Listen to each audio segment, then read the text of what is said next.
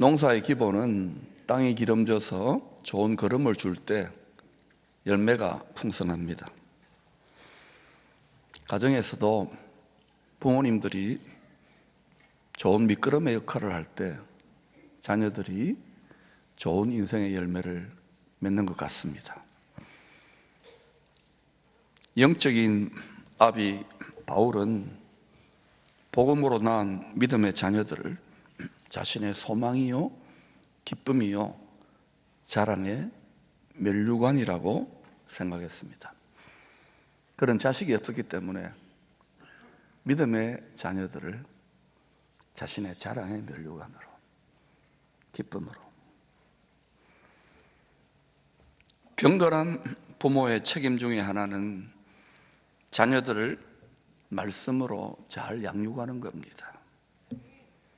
말씀을 가르치는 것만이 아니고 하나님을 늘 가까이 하는 본을 보여주는 것입니다. 히브리서 13장 7절입니다. 시작. 하나님의 말씀을 너희에게 이르고 너희를 인도하던 자들을 생각하며 저희 행실의 종말을 주의하여 보고 저희 믿음을 본받으라. 부모님들의 인생의 후반전, 특별히 인생의 마지막의 모습이 자녀들에게 본받을 만해야 됩니다. 아브라함은 하나님을 믿음으로 우상 숭배의 땅, 큰 성 바벨론을 떠나 약속의 땅에 들어갑니다. 창세기에 믿음이 무엇인지, 앞으로 다가올 세상은 큰 성 바벨론이 된다고 요한계시록이 밝히 증거하고 있습니다. 믿음으로 큰 성 바벨론 땅, 이 세상 우상의 땅을 떠나 약속의 땅으로 가는 겁니다. 약속의 땅은 믿음으로 가는 천국의 그림자입니다. 예수 믿는 용도가 이 세상 뿐인 것이 아닙니다. 그건 잠시고 천국 가는 거, 그거 준비하는 겁니다.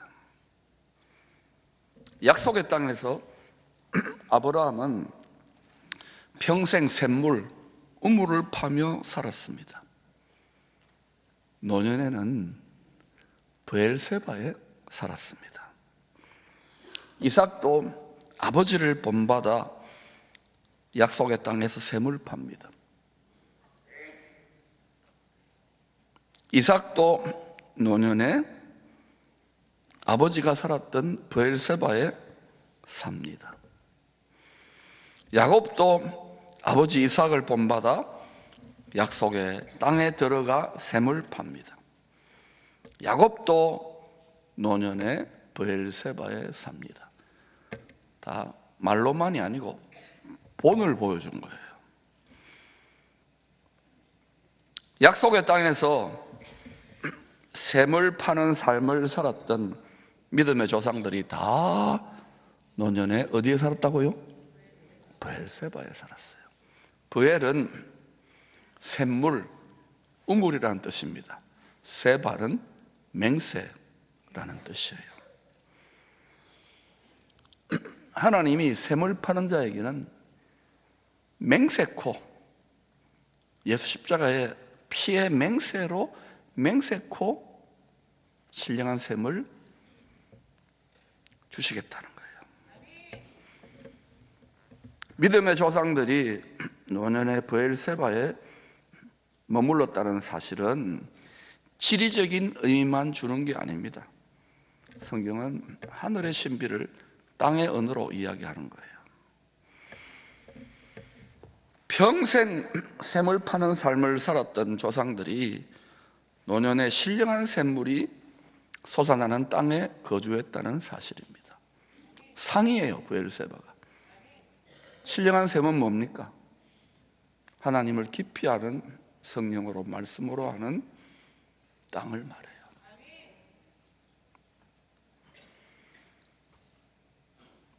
이 포항도 신령한 샘이 팡팡 솟아나는 샘물이 터지는 땅이 되기를 축원합니다. 7년 큰 흉년의 때 많은 생명을 구원하는 요셉에 대한 예언에도 샘이 나와요. 같이 읽을까요? 시작. 요셉은 그 샘 곁에 무성한 가지라. 그 가지가 담을 넘었다. 무성한 가지란 것은 열매가 많이 맺혀 있는 가지가 이스라엘의 담을 넘었다는 말이에요. 왜 넘었느냐? 샘 곁, 하나님 곁에 무성한 가지였기 때문에. 믿음의 조상들이 자손들에게 본으로 보여줄 가장 소중한 유산이 뭘까요? 모든 것이 이 세상에 쓰러질 것의 용도들 아닙니까?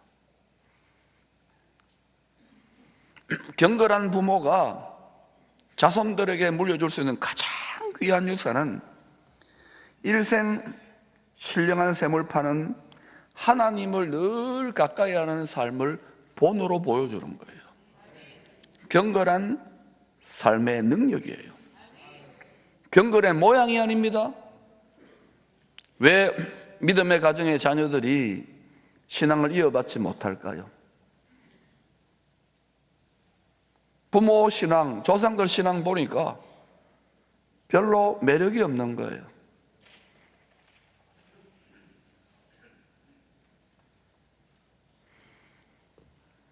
경건의 능력을 물려줄 수 있기를 축원합니다.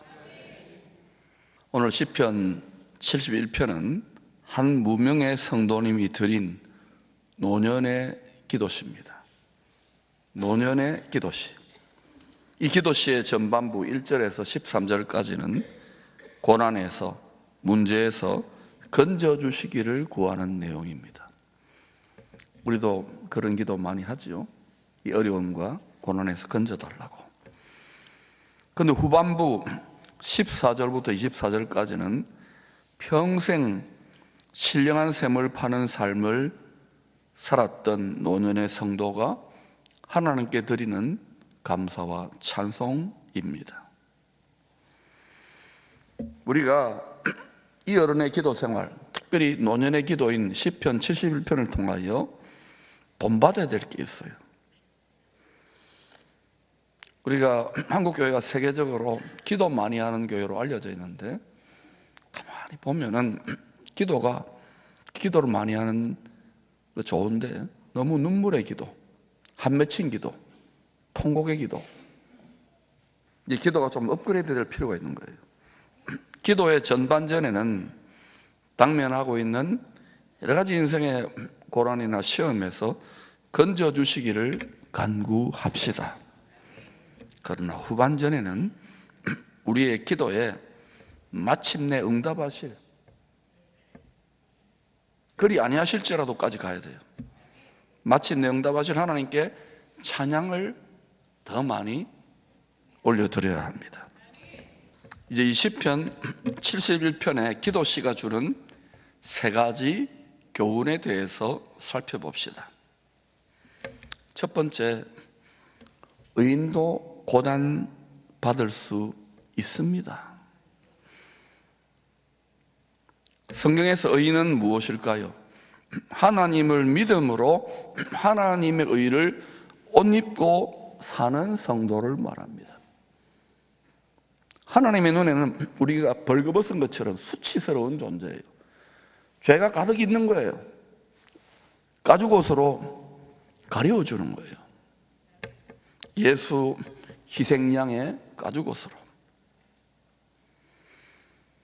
노년의 의인은 하나님을 믿지 않고 예사로 악을 행하는 자, 불의한 자, 흉악한 자에서 손에서 건져달라고, 보호해달라고 간구합니다. 우리도 그런 기도를 드려야 되는 거예요. 그러나 하나님의 의를 옷 입고 사는 우리들이 명심해야 될 것이 있습니다. 믿음으로 산다고, 기도 생활을 많이 한다고, 복음을 전하고 말씀에 순종한다고 고난과 시험이 사라지는 것이 아니라는 사실입니다. 무슨 일을 만나든지 만사형통한다는 것은 타종교에서 만사형통, 무병장수 이게 아닙니다. 하나님의 뜻을, 하나님의 말씀을 성취하는 데서 형통하게 하신다는 거예요. 그런 의미에서 사도들도 형통했던 거예요. 예수님도 형통했던 거예요. 이 세상 정욕적인 종교의 형통을 따라가면, 이런 식의 종교적 관념과 생각을 따라가면 신앙의 깊은 세계로 못 들어갑니다. 하나님 말씀으로 수술받기를 축원합니다. 거꾸로 믿음으로 살기에 고난이 더 많을 수 있습니다. 의인은 고난이 많으나, 예수 믿는 여러분에게도 고난이 있잖아요. 선교를 한다, 복음을 전한다, 목회를 한다, 교회 직분을 맡는다. 고난이 더 많아요. 시험이 더 많아요. 그러니까 그런 거 싫어서 아이고 나는 싫다, 적당히 믿자, 이게 지혜가 아닙니다. 그걸 뚫고 가는 거예요. 고난이 많으나 여호와께서 뭐 한다 그래요?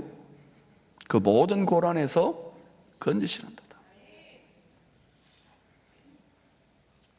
모든 사람들, 심지어 경건하게 사는 성도라도 죄 없으신 예수 그리스도의 피로 하나님의 의를 옷 입어야 구원을 받을 수 있습니다.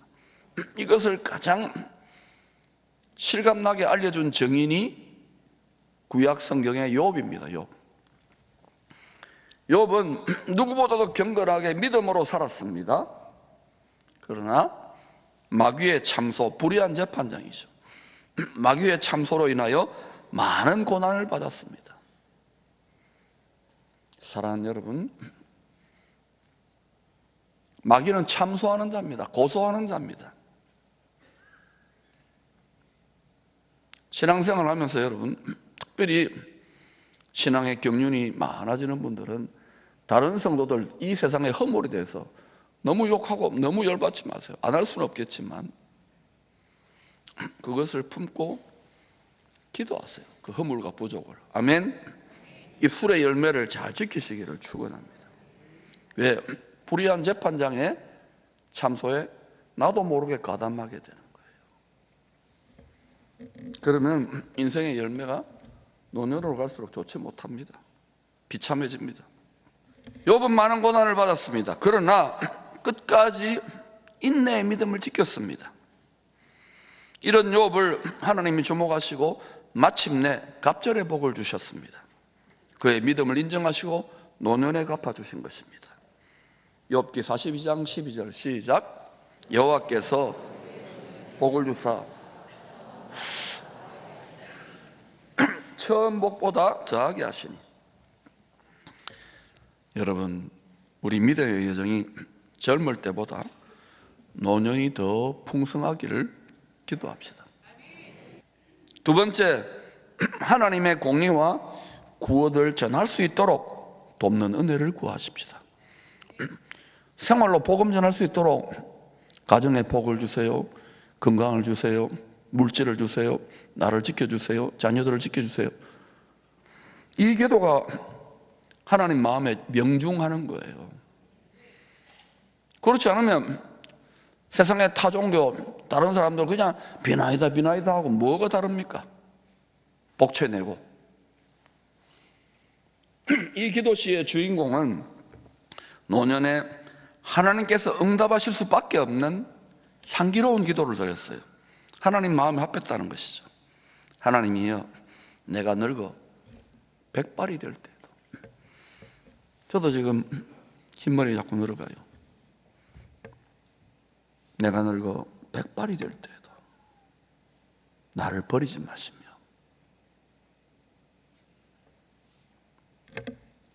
그 이유가 뭐냐? 내가 주의 힘을 후대에 전하고 주의 능력을 장래의 모든 사람에게 전하기까지. 우리로 말하면 복음을 전하는 거예요.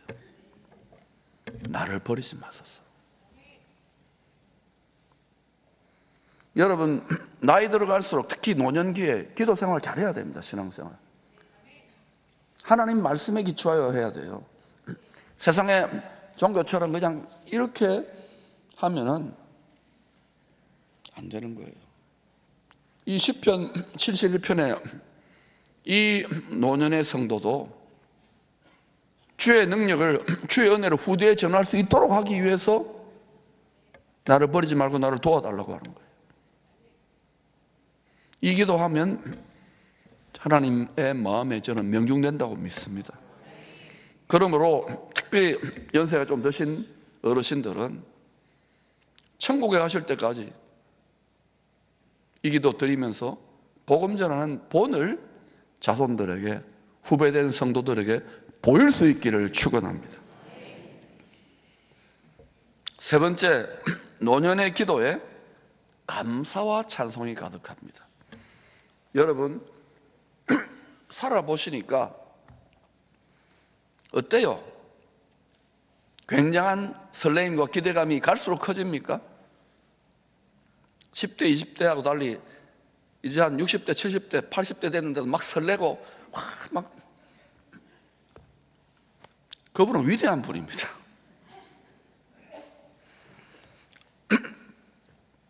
인생이 만만치 않잖아요, 세상이. 감사와 찬송이 가득하기보다는 슬픔과 탄식과 눈물과 회한이 가득할 수도 있는 거예요. 여러분의 은생활, 여러분의 인생을 돌아보면서 스스로 그렇게 생각한다면 인생의 고통과 고난과 슬픔이 없는 사람이 없습니다. 하나님 말씀에 더 순종해도. 바울 같은 사람은 가장 불쌍한 사람일게요. 그런데 노년의 기도에 감사와 찬송이 가득해요.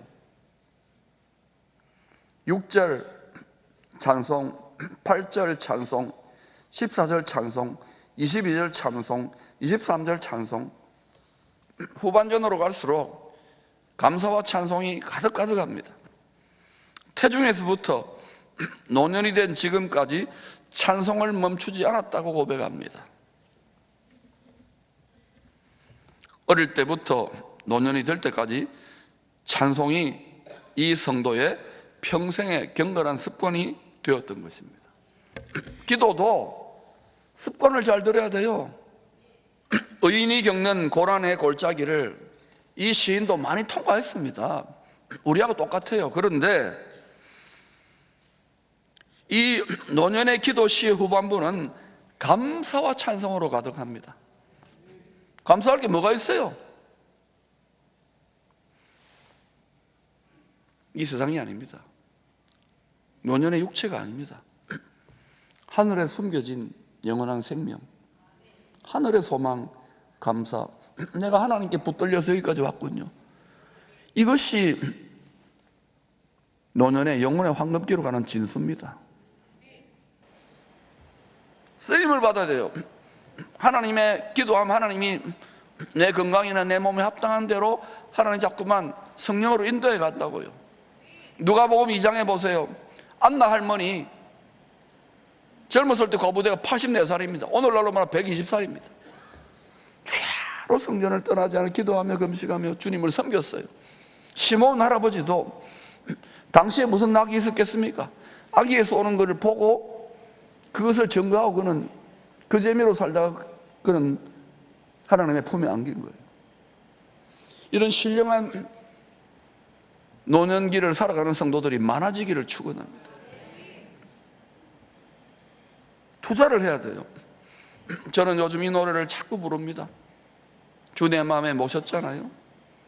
더욱 섬길수록 더 귀한 주님, 더 사랑할수록 주 날 사랑해. 매일 내 맘속에 기쁨 넘치네. 더욱 섬길수록 더 귀한 주님. 저는 이전에 은퇴하신 목사님들이 이렇게 한 번씩 설교할 때 그러더라고요. 고목나무 예화가 아주 유명한 예화입니다. 번개 맞은 고목나무에 속이 시커먼데 지나가다가 어느 은퇴하신 목사님이 그래요. 니도 목회했냐? 근데 그것 더 뛰어넘어야 돼요. 인생이 그런 거예요. 속이 시커멓잖아요. 매일 내 맘 속에 기쁨 넘치네. 매일 내 맘 속에 소망 넘치네. 매일 내 맘 속에 찬양 감사 넘치네. 그러면 여러분 60이 아니라 70, 80, 100살이 되어도 주위에 젊은 세대들, 혈기왕성한 세대들이 볼 때 그들이 가지지 못한 고상한 즐거움과 감사와 찬송이 있는 거예요. 이 땅이 줄 수 없는 거예요. 이게 여러분 영혼의 황금기가 열리는 노년기의 성도가 추구해야 될 방향입니다. 그런데도 계속해서 육체와 세상과 아직 옛날에 하지 못한 거 아동바동한다고요? 우리 자신이 경건의 능력으로 우리의 다음 세대 후손들에게 본을 보여줄 수 있기를 축원합니다. 그게 영적 권위예요. 5학년 이상 인생의 후반전에 들어선 분들이 계실 것입니다. 자기 자신을 위해서나 자녀들을 위해서 꼭 훈련해야 될 습관이 하나 있습니다.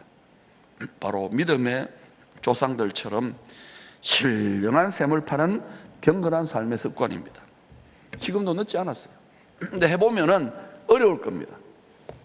파다가 낙심하고 안 해버리니까 무슨 말씀인지도 모르고 기도하다가 잡생각만 자꾸 날 겁니다. 그래도 포기하지 말고 혼자 하면 힘들어요.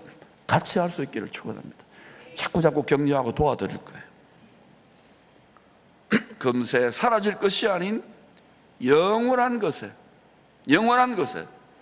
나이 들어가실수록 인생을 더 많이 투자할 수 있기를 축원합니다. 이 노년의 지혜가 와야 돼요. 이 노년에 이 즐거움과 이 소망이 넘쳐나야 되는 거예요. 이사야는 장차 주님이 고난 당하신 후 다시 오십니다. 오셔서 나라를 회복할 때까지 샘을 파는 성도들에게 주실 하나님의 복을 증거합니다. 나 여호와가 너를 항상 인도하여. 하나님의 영으로 인도하는 거예요. 하영인이죠. 마른 곳에서도, 이 세상이 얼마나 삭막합니까? 마른 곳에서도 내 영혼을 만족해 하며 샘이 솟는 거예요. 내 뼈를 견고케 하리니. 영혼이 잘 되는 거예요. 범사가 잘 되고 뼈가 견고해 육신도 강건해지는 거예요. 신령한 샘을 파는 성도에게 주시는 상입니다. 너는 물된 동산 같겠고 메마르지 않은 거예요. 물이 끊어지지 아니하는 샘 같을 것이라. 표정에서, 말에서, 삶에서 신앙의 방향이 제대로 잡혀질 수 있기를 축원합니다. 기쁨에게 그런 어르신들이 많아요. 이런 매력이 뿜어져 나와야 젊은 세대들, 어린 세대들이 그걸 본받고 가는 거예요. 믿음의 조상들처럼 신령한 샘을 파는 경건한 삶의 본을 우리 후손들에게 물려줍시다. 우리가 늙어 백발이 될 때에도 나를 버리지 마소서, 하나님께 계속 쓰임받을 수 있는 복을 구하십시다. 우리 육체의 생명이 다할 때까지 기도와 말씀 전하는 일에 집중할 수 있도록 전능하신 하나님, 나의 노년의 건강을 지켜주세요. 물질을 주세요. 우리 자녀들 가정을 지켜주세요. 이게 하나님 마음에 명중되는 거예요. 주와 복음을 섬기는 일을 제껴놓고 주세요 그러니까 안 주시지. 오늘 기도의 방향을 바로 찾기를 축원합니다. 그렇게 할 때에 늙어도 결실하며, 김하중 장로님 좋은 본을 보시죠. 진액이 풍족하고 빛이 청정하여 신령한 샘을 파는 모든 분들에게 노년에도 결실하는 이 말씀의 언약이 다 응하게 되시기를 축복합니다.